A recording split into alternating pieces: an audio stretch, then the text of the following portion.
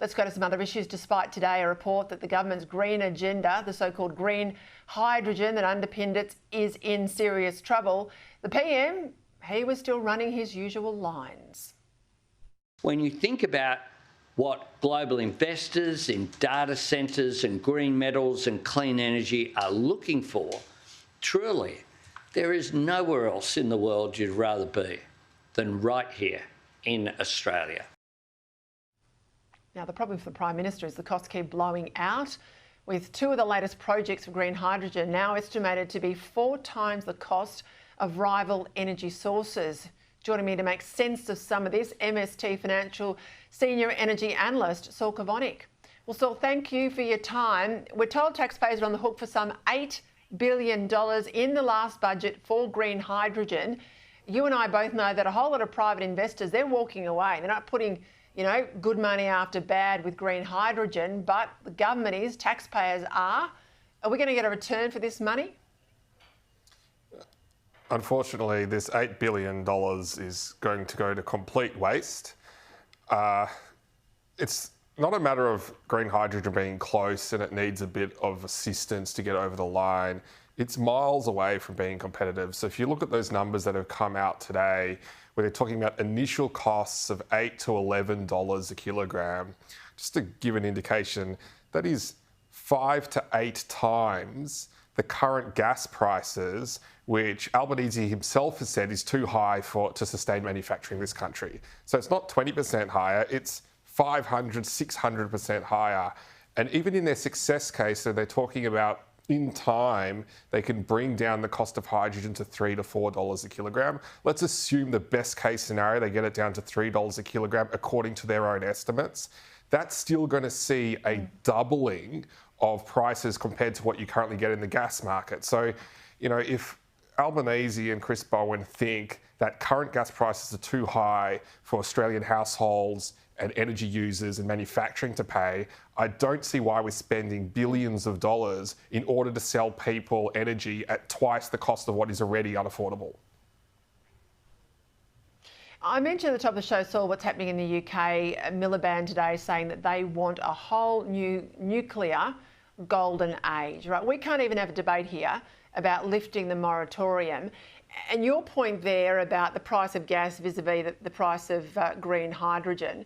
I mean, why the heck wouldn't we have a serious conversation about nuclear, given the PM's only real answer? He can't say it's not safe because we're about to put it in submarines and put submariners in those submarines. His only argument's been about the money, but he's happy to throw billions at green hydrogen, which you say is decades away and unaffordable. Why can't we have the debate that everybody else is having about nuclear? Well, Peter, we all know, and this includes, there's many members of the Labor Party, MPs in Labor, big factions that support Labor, are also very open to nuclear, personally. But it's just the more radical left-wing factions who are ideologically opposed to nuclear as a hangover from 50 years ago in the anti-nuclear weapons proliferation movement. If you start looking at some of the smartest and most sophisticated energy procurement organisations in the world, so it's not just countries like the UK, but we're seeing Microsoft, Google, Apple, all looking to now support nuclear. It actually ties into those comments that you played earlier by Anthony Albanese, who's talking about investment in critical technology sectors like our data centres in Australia. And something that I've heard really disturbing just in the last couple of weeks, I'm getting calls from data centre companies saying we can no longer continue to grow our data centre capability in this country because of energy unreliability. Right? And just to be clear, data centres are essential to every single one of the priority technology list by the government, all 11 critical infrastructure sector designations by the federal government. All of these rely on data centres. It's central to our national security. We don't want our cybersecurity, military capabilities data being held offshore, right? Believe it or not, Australia is actually number 5 in the world in data centre capacity build out here in Sydney. We're a leader. And now we have Chris Bowen's department, instead of celebrating our success in this key technology enabler, he's actually trying to slow it down and kill our leading edge in this sector in order to prioritise his emissions targets. He sees our success in this sector as a villain, which risks him not meeting his emissions reductions targets.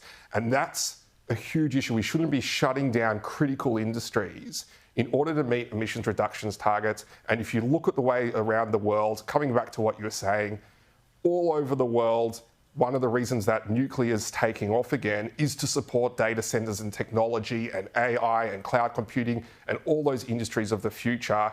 We have an edge here, but we risk losing it purely because of our energy policies. Our defence minister, our national security agencies, our industry minister, and our technology ministers are all going to be let down by energy departments unless they change course. And what worries me too, Saul, I mean, this stuff is so exponential in how fast it's moving. If we fall behind for even 3 or 4 years while the government persists in this craziness of strangling our power supply, we will never get back. We'll have lost the edge and others will stream ahead of us and we'll be behind. Just quickly, I saw a very interesting graph today in the media. On the East Coast, our gas prices have more than tripled in the past decade, whilst in the West, and they're not on the national grid, of course, they have flatlined. They have a domestic gas reservation scheme. Is this why there's such a difference? Look, reservation is part of it. Kind of also just to provide some balance here, there's been times in the last few years that WA gas prices have been higher than the East Coast too.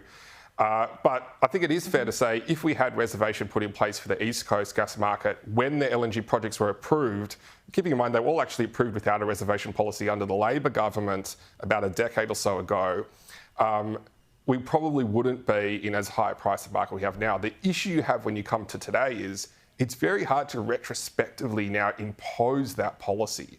And so it really limits your options in terms of what you can do going forward.